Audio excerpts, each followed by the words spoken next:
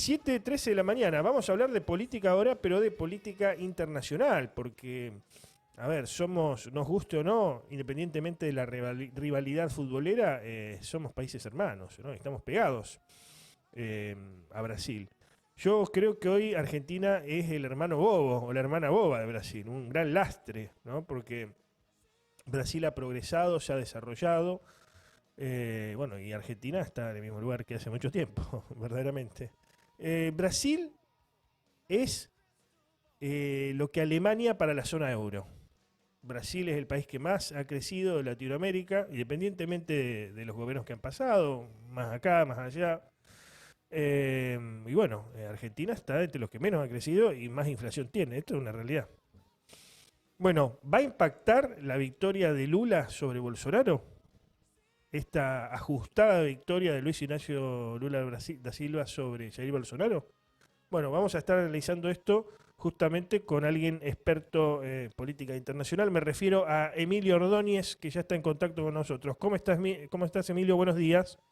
Buenos días, Antonio. ¿Cómo va? Buen día para todos. ¿Todo tranquilo? Bien, bien, bien, bien. Gracias, gracias. Requeríamos de tus servicios de análisis, digamos, para ver lo que está pasando en Brasil. Por allí no se entiende mucho en Argentina y siempre se tratan de ¿no? analizar las situaciones ajenas de otros países intentando meter modelos o experiencias de acá, ¿no? Esto me pasa habitualmente. ¿Qué es lo que está sucediendo en Brasil? ¿Cómo llega Lula? ¿Cómo gana Lula? ¿Por qué le gana a Bolsonaro? Bueno, la situación en Brasil en la cual estamos ahora es una situación de tensa calma. Luego de lo que fueron las elecciones, que Lula gana por 1,5 puntos, 2 millones de votos, en una elección que desafía una vez más a los métodos de las encuestas. Parece que Lula gana por dos o tres motivos concretos. En primer lugar, porque fue capaz de abrirse del espectro de la izquierda pura y dura o de la izquierda o del purismo imperante en cierto sector del Partido de los Trabajadores y pudo construir una alianza de amplísimo espectro, empezando por la elección de su vicepresidente, Geraldo Alckmin, ex rival de Lula da Silva en la elección del 2006. Me parece que la capacidad de Lula de negociar le permitió la construcción de este frente amplio en el sentido más absoluto del término, de forma tal de ganar gobernabilidad tanto a nivel de votos como a nivel del Congreso. Primero principal. Esto es capital en la medida en que pudo Lula construir una narrativa política que pudo englobar esa construcción política. Y habló en particular del eje democracia-autoritarismo, que fue una de las díadas que fue predominante en la elección. La otra fue la de Bolsonaro, planteando la elección en términos de comunismo o libertad. Esto por un lado. Me parece que Lula fue lo suficientemente hábil para construir por fuera, inclusive de los límites que el propio PT parece imponer en los tiempos que no son de campaña. Esto por un lado. En segundo lugar, Lula gana por su propia marca. Lula es una marca en Brasil y a nivel internacional. En este sentido, uno puede decir con toda legitimidad, es una opinión personal, ¿no? Que no ganó el PT, que ganó Lula, a pesar de que todavía siguen vigentes, más allá de las anulaciones judiciales, más allá de las prescripciones judiciales y de todo el derrotero judicial que fue desde caer preso por causa de corrupción a que esas causas de corrupción nunca hayan sido probadas y fueran anuladas las causas, ¿no? Pero todavía la cuestión de la corrupción asociada a la figura del PT, ya sea por prejuicio social o por causa fundada, es un tema que no termina es una cuestión que la cual el PT no termina de salir y que Lula tampoco termina de salir y que en la elección estuvo muy presente en campaña y en los debates, como hemos visto. Lula fue capaz, a pesar de ello, de imponerse tan solo con su presencia política. Y esto va a tener mucha importancia, no solo a nivel interno, sino también a nivel internacional. Y en el tercer lugar, Lula gana porque en una elección tan polarizada como la brasileña, en un país partido al medio entre un sur bolsonarista y un norte totalmente lulista, simplificando lo que es el mapa electoral brasileño, parece que la diferencia está en los detalles que involucran no solo la superioridad absoluta de Lula da Silva en el nordeste, sino las diferencias electorales en algunos estados que no fueron, que a pesar de haber sido perdidos por Lula, ganados por Bolsonaro, no fueron ganados en la medida que el bolsonarismo esperaba, y estoy hablando Claro. específicamente del estado de Sao Paulo y sobre todo Sí, sí, del sí. estado de Minas Gerais. Así que por ahí me parece, Por ahí estas son las viene. tres claves que yo diría ahora. Ahora, primero, Lula no fue absuelto por la justicia. En realidad, hubo un tribunal que tomó la causa que no tenía competencia jurídica. El juez Sergio Moro, eso fue, pero no fue absuelto de la. No, las causas fueron anuladas, sí, efectivamente. Sí, pero por un tema técnico, digo, si uno quiere. Uh-huh. Sí, sí, Claro, en ese sentido sí. yo comparo con lo que pasa en la Argentina, ¿no? Porque a Lula las causas eran por un departamento, un medio lujoso. Imaginemos acá en Argentina, Cristina Kirchner, todo lo que implica. Ahora, ¿se podría decir que la última parte de la campaña Lula se liberalizó, teniendo un discurso más moderado, yendo más al centro, y Bolsonaro se popularizó con estos planes sociales que sacaba, intentando incluso acercarse a las mujeres, un sector que él había denostado, entre otros, homosexuales, etcétera, mujeres también, con un contenido bastante misógino en sus dichos? ¿Se puede decir que como estrategia fue eso lo que vivimos en el último tiempo de la campaña y principalmente desde la elección de la primera elección hasta el balotaje? Sí, yo diría que es una visión que se acerca a la realidad. Lula, en realidad, pero es mucho más natural para Lula liberalizarse que para Bolsonaro popularizarse. Ajá. Sí. No es anormal, y de hecho eh, eh, muchas veces se habla, y es natural que así sea, y está bien que así sea, que Lula es un presidente de izquierda, y es verdad que lo es, más allá que yo sé que a vos no te gustan las categorías de izquierda y derecha para describir la realidad latinoamericana, pero a título orientativo sirve. Me parece que no solo en aras de la construcción política actual, con los desafíos que se presentan hoy en Brasil y la utilidad que va a tener esta coalición de amplio espectro. No olvidemos que Lula da Silva, primero, Lula da Silva, en sus dos primeras presidencias, su vicepresidente fue un empresario vinculado a la Iglesia Universal del Reino de Dios, punto número uno. Punto número dos, no nos olvidemos que en Brasil impera el presidencialismo de coalición. Para los que no están al tanto de esto, está bien, es un régimen presidencial, pero la dinámica política parlamentaria es muy parecida a la dinámica de un gobierno parlamentario a la europea. Y el nivel de atomización política que existe hoy por hoy en el Parlamento brasileño, tanto en diputados como en Senado, no ahora, desde siempre, exige que el partido de gobierno, que rara vez tiene mayoría, de hecho nunca la tiene, nunca tiene una mayoría absoluta, necesite gobernar en particular con los pequeños partidos de centro, el llamado centrado, partidos que no tienen una política clara de un esquema programático de gobierno, sino que más bien se manejan por una lógica que acá se llamaría lógica prebendaria. En Brasil está perfectamente asumido que eso es legítimo, está bien, los diputados pertenecientes a este sector canjean apoyo de gobierno directo por dinero o por apoyo a sus municipios para obras en concreto. Este tipo de cosas está perfectamente asumida. Fue una de las cosas que Bolsonaro intentó erradicar y a mitad de su mandato entendió que sin presidencialismo de coalición no hay gobierno posible. También una cosa más, el Partido del Movimiento de la Democracia Brasileña, el PMDB, es un partido también que funciona de esta misma manera, es el partido con más afiliados de Brasil, es el partido con mayor presencia entre los diputados y senadores. ¿Esto qué significa? Que es imposible gobernar sin el PMDB. Necesariamente hay una inclinación al centro. Probablemente, y esto ha ocurrido, por decir algo, desde antes de Lula.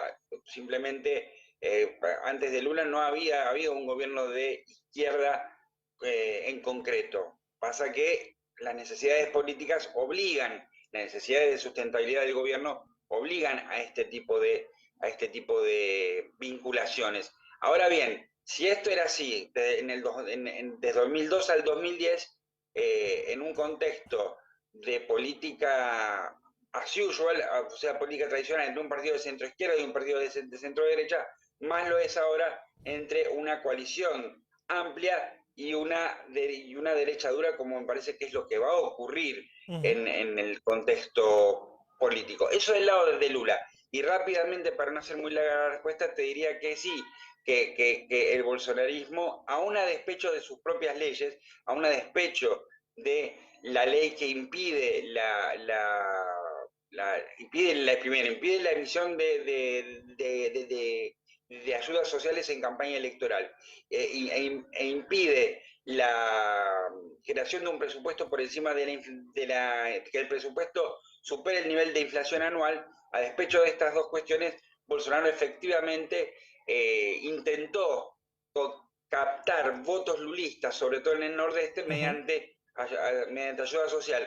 Tuvo un efecto bastante marginal, como podemos apreciar, pero no es que Bolsonaro necesariamente abrazó una idea, como lo Sí, llamarían sí, los sí, europeos, populista. claro.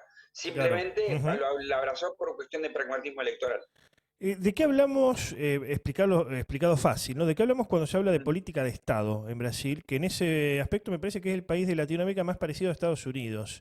¿De qué hablamos cuando se habla de política de Estado en comparación con la Argentina, donde no hemos podido lograr esto, ¿no? Lamentablemente, no, la democracia no lo logró. Del 83 para acá no pudo hacerlo.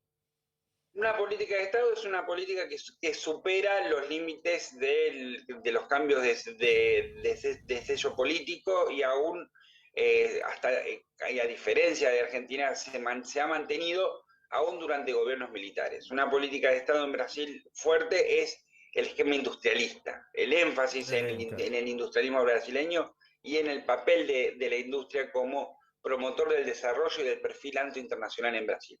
Esto me parece que es un. ¿Esto cuándo Esto me parece que. comienza como política de Estado? ¿Cuándo Esto comienza? comienza poco después de la Segunda Guerra Mundial, Claro. con una alianza entre Brasil y Estados Unidos en este sentido, en, para, El en famoso consideración. Plan Marshall. El famoso Plan Marshall.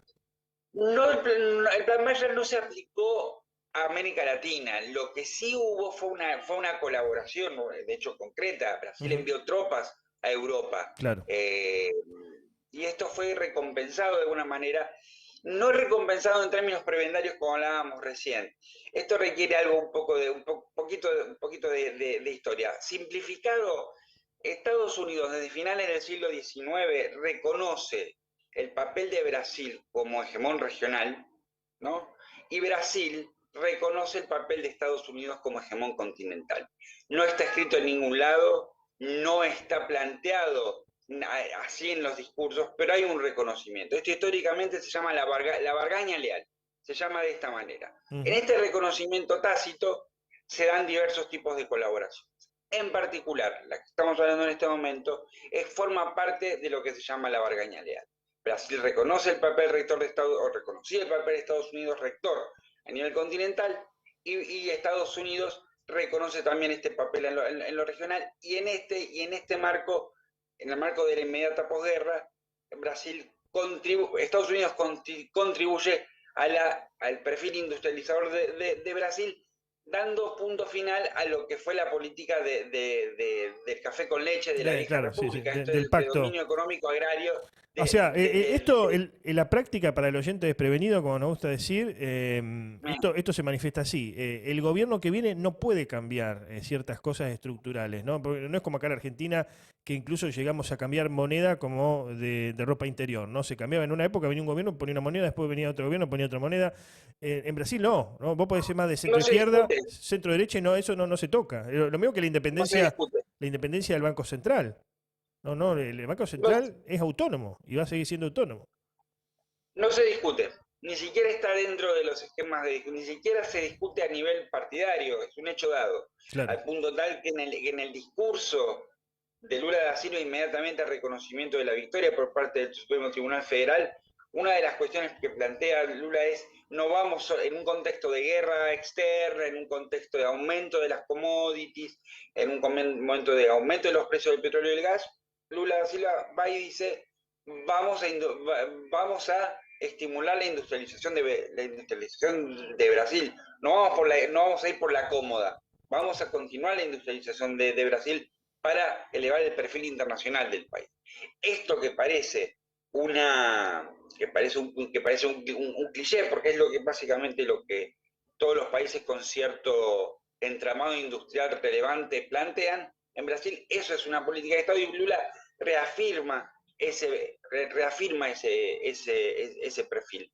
Con lo cual, Ahora, acá continúa una tradición, continúa una de alguna tradición. manera. Ahora, te interrumpo con esto. Los industriales, buena parte, están con Bolsonaro. Es muy O loco por lo esto, menos ¿no? ¿Cómo? está. No, por favor, No, sí, no, continuamos, que te te decía interrumpí. que los industriales de San Pablo, buena parte, están con Bolsonaro. Digamos, ¿cómo va a ser el equilibrio allí de Lula? Va a tener que llevar adelante, digamos, una suerte de consenso para ganarse el favor de estos sectores. En el último año se han inclinado el FIESP, la Federación Industrial de Empresarios de Sao Paulo, dieron su apoyo en el último tiempo a Lula da Silva. Si hubo un abandono, es cierto, durante los primeros 3 años del gobierno de Bolsonaro acompañaron al actual presidente en sus políticas, Ujú. apoyaron decisivamente la elección. Es verdad que hubo desacuerdos entre los industriales paulistas con las políticas de Bolsonaro, las posiciones políticas de Bolsonaro respecto al papel del Mercosur y al papel de Brasil en el Mercosur, pero no lo dejaron de apoyar políticamente. Este apoyo se difuminó en el último año y los últimos 6 meses dieron su apoyo a Lula da Silva. Me parece que es cierto, habrá que renovar una alianza que estuvo muy preeminente entre el industrialismo paulista y el lulismo durante los primeros años de su gobierno allá por la década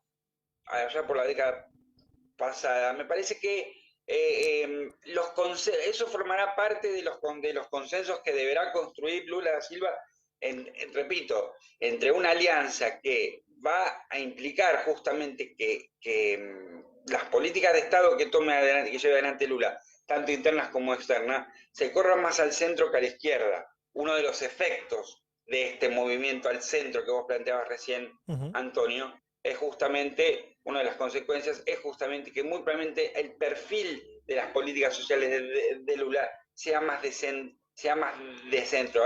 Hay dudas sobre el despliegue político que puede llegar a tener un programa de corte social. Esta es una de las dudas que hay hoy por hoy en cuanto al Claro. alcance de estas Sí, sí, sí, sí. políticas debido justamente a este gobierno, Y, este armado político de centro. Y cuando hablamos de centro, hablamos de la presencia de el expresidente del Banco Nación, Enrique Meireles, que fue ministro de Economía de Lula, por lo cual, o sea, no estamos hablando de un guevarista en los 2 primeros años, en sus 2 primeras gestiones. o Estamos hablando hablamos, por ejemplo, Ilan Goldfein, espero haberlo pronunciado bien, que es el hombre que señor, propone, ex presidente del Banco Central de Michel Temer, que lo propone Lula, alguien del sionismo a nivel internacional, que lo propone Lula para el BID, digamos, ¿no? Si, por si ejemplo, alguno pensaba que iba, exactamente. si alguno pensaba que iba a tener una política de desconexión, como se decía en otra época, no.